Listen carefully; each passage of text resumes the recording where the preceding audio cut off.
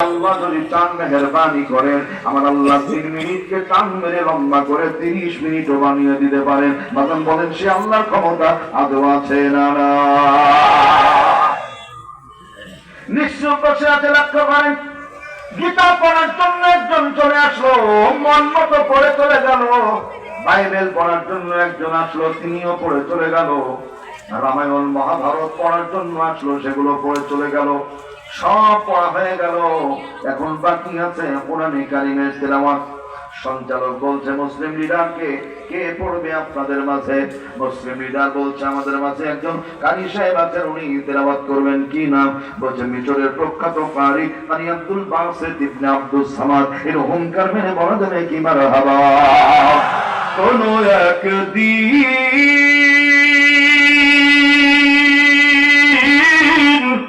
এদেশের আকাশে কালিমার পতাকা দুলবে, সেদিন সবাই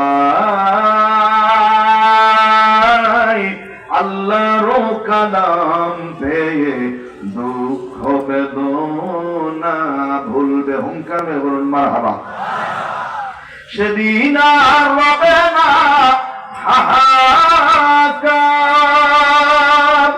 অন্যায় জুলুম অবিচার, থাকবে না কদাচার, দুর্নীতি পাপাচার, সকলেই শান্তিতে থাকবে। সেদিন সবাই আল্লাহর কোরআন পেয়ে দুঃখ বেদনা ভুলবে। জবান খুলে বলেন আমি। আল্লাহ যেন সে দৃশ্য আমাদের দেখার তৌফিক দান করে। আল্লাহ বলি। একান্ত আপন জানেন আমার ভাইয়া। এবার আমি আব্দুল বাসিত আস্তে আস্তে মঞ্চের দিকে আসি। অসংখ্য বিধর্মীরা হিন্দুদের দেখায় ভাই নড়াচড়া করা যাবে না। খ্রিস্টানের দিকে তাকায় বলে বন্ধু নড়াচড়া করা যাবে না। বৌদ্ধর দিকে তাকায় বলে হই হুল্লোড় করা যাবে না। জৈনর দিকে তাকায় বলে কোনো শব্দ করা যাবে না। সকল প্রশ্নের জবাব এক কথায় কেন? বলছে সারা জীবন শুনে এসেছি মুসলমানদের আল্লাহর কালামের মধ্যে নাকি আল্লাহ মধু ঢেলে রেখেছেন। জীবনেও কোনদিন আল্লাহর কালাম নিজ কানে শুনি নাই। আজকে যখন শুনতে পেরেছি নীরবতা পালন করব।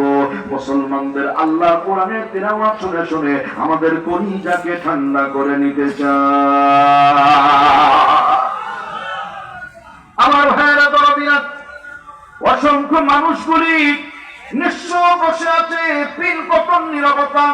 মাথায় মানুষের পাখি বসলে মানুষ যেমন নড়াচড়া করে না, পাখি উড়ে যাবে সেই ভয়ে ওদের